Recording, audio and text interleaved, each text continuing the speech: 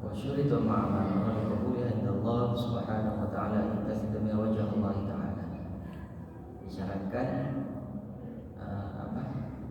niat itu sekali lagi bukan nawaitu atau usolli fardhu zuhri, itu adalah lafaz. Niat itu di hati, dalam hati, muqtarinan bil fi'li, bersamaan dengan fi'il. Nah, fi'il sholat dimulai dari takbiratul ihram, muqtadamun taslim, salam, diakhiri dengan salam. Maka sesungguhnya kalau berhenti di tengah jalan, kan kadang ada orang berhenti di tengah jalan, wow, sudah belum salam dia tuh balik kanan atau berhenti atau batal wudu, itu sesungguhnya dia belum sholat. Karena sholat itu sekali lagi satu paket dari takbiratul ihram sampai salam, satu paket, nggak bisa dipisah-pisah. Nah, rukun itu kalau makna lafaz artinya tiang, cangkang, sesuatu yang menahan bangunan pokok. Ya. Arkan sholat sab'at asyar, rukun sholat ada 17. Kalau awal niat. Niat itu bil qalbi, lil fi'li. Ya. Niat itu dalam hati untuk melakukan sholat. Sekarang niatnya kapan? Kapan pasang niatnya kapan? Sebelum takbir. Ya. Bersamaan dengan takbir. Sebelumnya itu kita lafadzkan dulu usolli fardhu zuhri, itu talaffuz bin niat namanya. Dianjurkan. Sunnah adalah mustahab untuk melafadzkan niat agar hati itu, bicaranya hati yang kadang ngelantur nggak karu-karuan dalam 1 menit bisa sampai 1 hari, itu dikelola, dilisankan, sehingga kalau bicara lisan itu runtut. Karena secepat-cepatnya lisan bicara tidak secepat hati kita berbicara. Ya, kita lafaz bin niat. Doanya bila ada sabab, wayan bil fardiyah bil fard. Jadi meniatkan sholat fardu dengan sholat fardu, misalkan.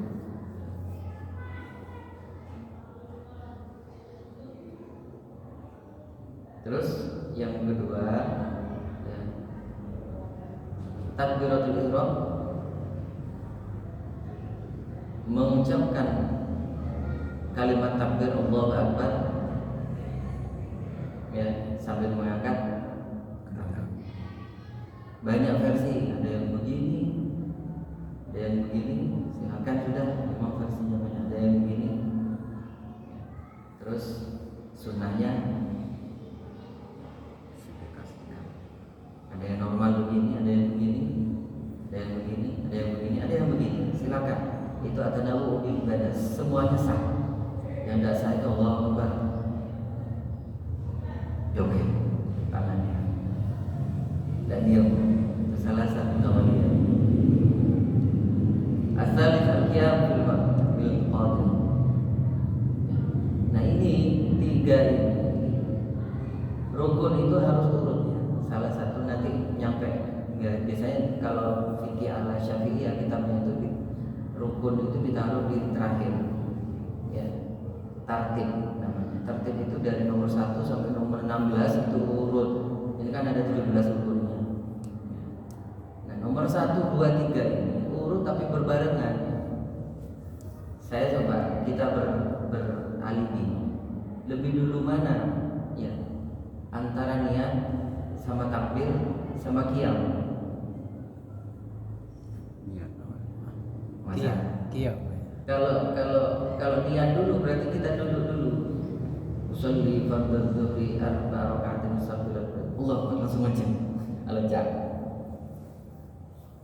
Nah, ini memang ada sesuatu yang kadang tidak masuk akal, tapi akal itu masuk. Masuk kan? Sama seperti kalau kita mengurutkan wudu di sungai. Yang mau nggak mau kita harus turun ke kayak sok-sok di sini. mau nggak mau kaki kita itu tersentuh air dulu. Yang nyentuh air itu tangan dulu apa kaki dulu? Kaki dulu. Tapi karena kita belum niat, ya nggak apa-apa, nggak ada masalah. Masuk kaki dulu, paham? Jadi yang ketiga itu berdiri. Jadi nomor 1 niat, nomor 2 Allahu Akbar takbiratul ihram, yang ketiga berdiri. Lil qadir, bagi yang mampu berdiri. Gak mampu duduk, tidur miring. Gak mampu tidur miring, tidur terlentang. Gak mampu tidur terlentang, sholatkan.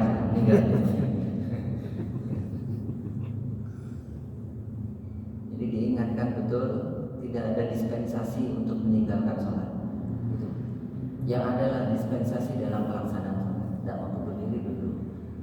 Dalam perjalanan kita boleh menjamak. Yang menurut mazhab selain Syafi'iyah itu hukumnya setengah wajib, sunnah setengah wajib. Ya. Jadi lebih baik kalau perjalanan kita menjamak, lebih baik karena mengambil rukhsah dari Allah itu Subhanahu wa taala itu lebih disukai daripada meninggalkan dosa.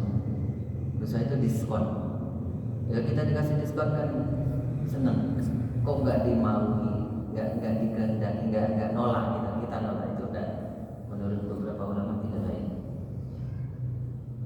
Nah, hanya itu saja dispensasi dalam pelaksanaan, bukan dispensasi untuk meninggalkan. Sholat kamu atau kamu Disalatkan. Gak apa-apa. Saya ikhlas mau mengulangan. Mati duluan tadi. Mau tak sholatkan?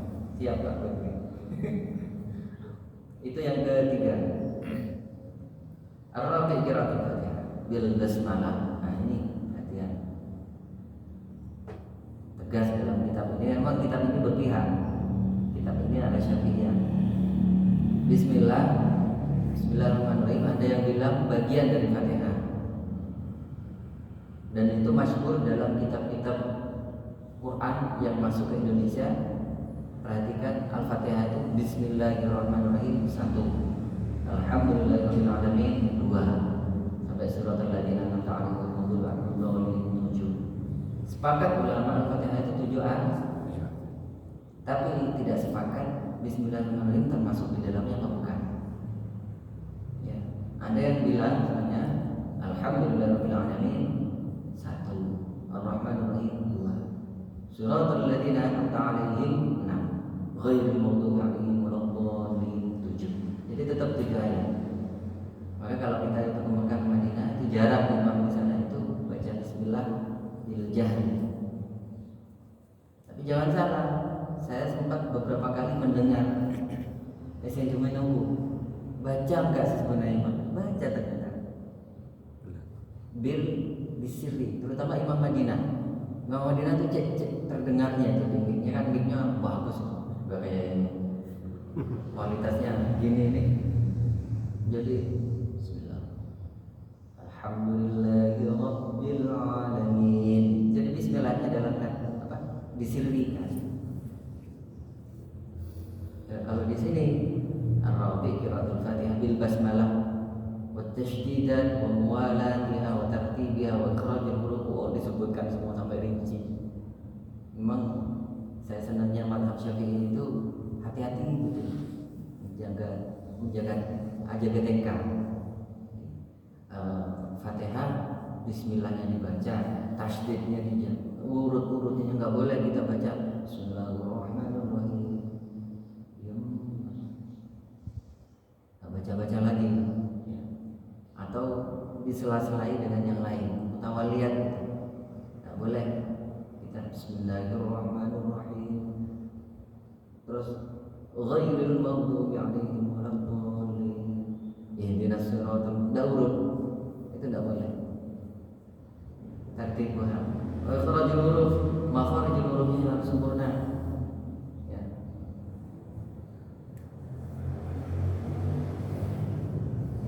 Adamil lahnil muhil, jangan sampai ada lahan yang mengubah makna. Banyak di Fatihah yang sering iyyaka itu ditasdid, itu enggak iyyaka na'budu.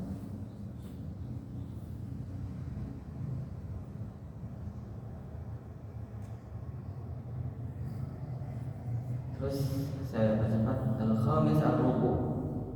Yahya bahasa tanalu rawahatahu rukbataini. Ruku yang sempurna, tangan secukupnya nyampe di sehingga menyebabkan punggung kita sempurna nekuk 90 derajat, tidak ke belakang kan kadang ngesek, tidak cenderung kaki itu menahan dari ujung kaki depan, jadi seakan-akan mau ruku ke depan tapi tidak ruku, dan lurus betul pundak kita. Seandainya Rasulullah digambarkan ketika ruku beliau, seandainya ditaruh gelas di atasnya pasti nggak jatuh. Dari saking lurusnya beliau sempurna antara kepala, pundak sampai terakhir di bagian punggung. Nekuknya itu sempurna 90. Saya satu madinah fi. Ya, yang keenam tumanina. Itminan itu gerakan sempurna diam. Meskipun tidak 100% diamnya itu tidak bergerak. Ada beberapa bagian tubuh kita yang tidak bisa tidak bergerak. Dada misalkan terus berdetak. Gerakan yang normal-normal saja itu dimaklumi. Yang tidak normal yang kita buat-buat. Orang yang kena penyakit yang goyang-goyang sendiri itu yang sudah sembuh itu asalkan tidak dibuat-buat itu sah, tetap tidak masalah. Nah, tumanina itu meskipun cepat bisa. Rasul kadang sekali 2 kali beliau mencontohkan sholat gaya cepat, terutama sholat isyraq sama sholat awal tahajud di awal 2 rakaat pertama itu beliau pendek baca dan pelan dan cepat. Jadi cepatnya saya contohkan berdiri, Allahumma shalli Allahumma. Jadi ada diamnya, itu namanya tuman. Meskipun lambat bisa tidak tumanina seperti karet. Allah sami Allah. Enggak ada diamnya, langsung mantap. Tidak ada kesempatan untuk baca ukurannya fihi biqadri subhanallah. Secukupnya dia itu membaca subhanallah, subhanallah saja. Yang bagus subhana rabbiyal azim wa bihamdihi 3 itu tumanina sempurna. Tapi misalkan keburu Allahu akbar subhanallah, sami Allah, rabbana lakal hamd, Allahumma subhanallah, Allahumma rabbi firli, Allahumma subhanallah, Allahumma at-tahiyyat. Jadi ambil inti-intinya. Boleh.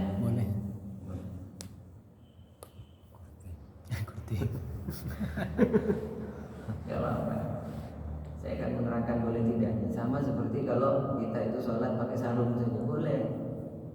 Ya apa? Tapi habis itu nanti kita duduk ke Pak Camat pakai sarung. Ada Pak Camat dia sempurnanya pakai sopok, pakai sarung. Sedang ada Allah begitu. Tidak sopan. Ya, sahnya itu baina surah wa rukbah teman-teman. Tapi kaifiahnya kesempurnaannya menggunakan khudhu zinatakum min kulli masjid. Bahkan diajarkan kita punya cincin pakai cincin, kita punya sorban pakai sorban, kita punya sokok pakai sokok. Enggak pakai sokok sama enggak? Sama, enggak ada masalah. Tapi perhatikan sokok itu. Saya sering menegur santri saya di rumah. Salah satu fungsinya adalah ketika rambut kita panjang, rambut kita tidak maju ke depan ketika sedang sujud dan ruku. Ini terbalik, sokoknya diginikan. Qaulul mutasyaddid menurut Imam Syafi'i malah justru sah sujudnya ketika ada halangan yang halangannya itu nempel dalam bagian badan. Nah, ya, ini sering dilakukan sama santri-santri. Berkali-kali sudah diingatkan balik lagi ya apa ikut bersama terus tetap. Atas yang berikutnya as-sabi masih yang ke-6 barusan tumanina, yang ke-7 al-i'tidal sami Allah liman hamidah bi an yantasibul qa'iman sampai sempurna berdiri. Yang ke-8 tumanina fihi, dalam i'tidal itu tumanina tidak boleh mantap sami Allah jadi mantap mereka. Perhatikan, meskipun cepat jaga tumanina. Atas ya sujud marratain. Yang ke-9 sujud 2 kali. Inilah rahasia dalam sholat. Sujud itu membentuk sudut badan 135 derajat. Perhatikan, orang sujud itu membentuk sujud 130. Untuk membuat satu lingkaran pun merotasi itu harus 2 kali 135 ditambah dikali 2. 135 dikali sama dengan 270 ditambah 90 derajat ruku itu sama dengan 360 itu sama dengan satu lingkaran penuh.